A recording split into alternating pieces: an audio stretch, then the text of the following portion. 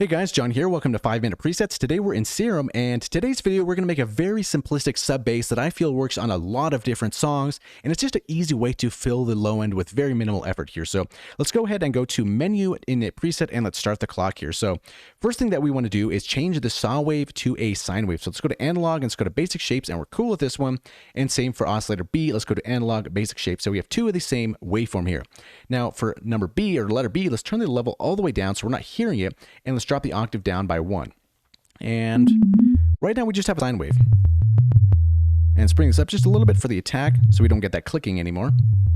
Okay, so right now we might think, okay, we just have a low end sine wave, and you could use that for sub bass, but a little bit of FM goes a long way here. So on oscillator A, let's go here where it says off, and let's go to FM from B, and let's kind of just drag this knob up until we kind of have that certain tonality that we like. Generally from 40 to maybe 50 is kind of the sweet spot for this. So take a listen to see how this changes from just a low end sine wave to a nice FM sub bass.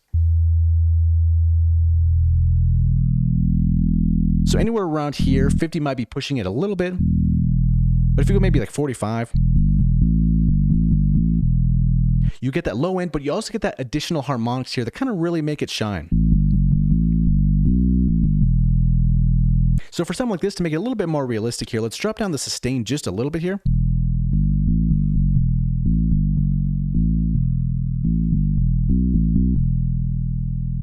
And you could change the release a little bit, but don't go too crazy on this one. Because if you go too far like this, it's just going to be a mess. So let's put that back to default. Maybe just increase it a little bit. Something like that. We can always bring up the level as well here. And for the most part, that's basically the patch. It's very, very simple to make it just a little bit of FM. You can go a little bit crazy if you want to go to the effects, maybe add some distortion for a little bit more harmonics if you'd like to. So for distortion, I feel like the best sound for this type of patch is going to be asymmetrical here. And then let's bring our mix down and kind of bring our drive up, kind of just sneak that in a little bit here. So we get a little bit more of that type of distortion, a little bit more harmonics without really changing the sound too much.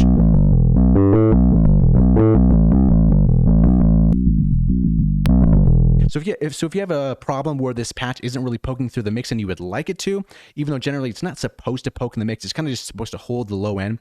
But if you feel like you need it to poke through, maybe a little bit of this distortion can go a long way for you.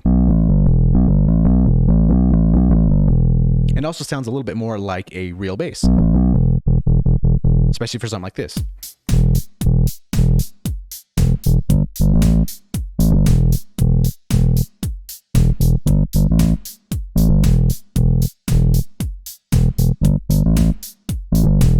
So hopefully you get the idea for that there. So for this patch, I'm going to leave this distortion off, but I'll leave these settings right here for that in case you want to pop this on or not or something like that.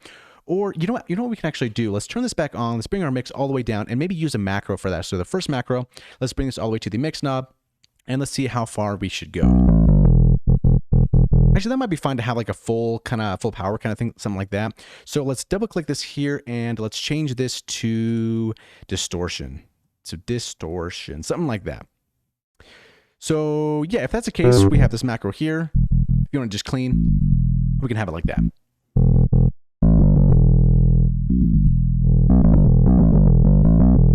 So it's totally up to you how you want to use that. Maybe we can just sneak in a little bit, something like that.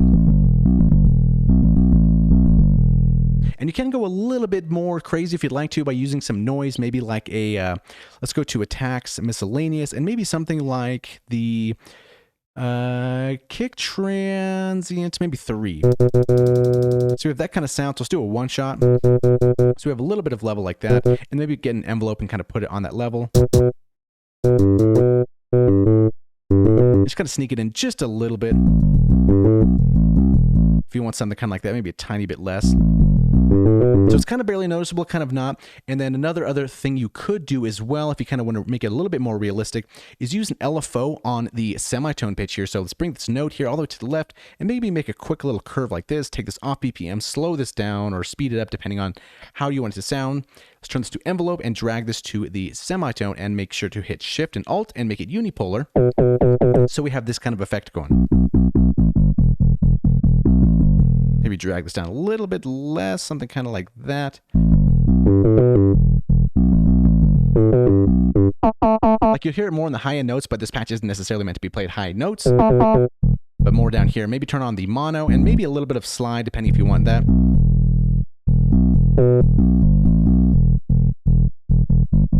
But totally up to you. So I'm going to kind of leave it like this. It's up to you if you want to. You can take off the modulation for the pitch, or you can take off the notes here. It's pretty much those last things as far as distortion and the pitch changing, and then the transient here, kind of just little added bonuses to it, which you don't necessarily need them because this patch is more so meant to hold the low end.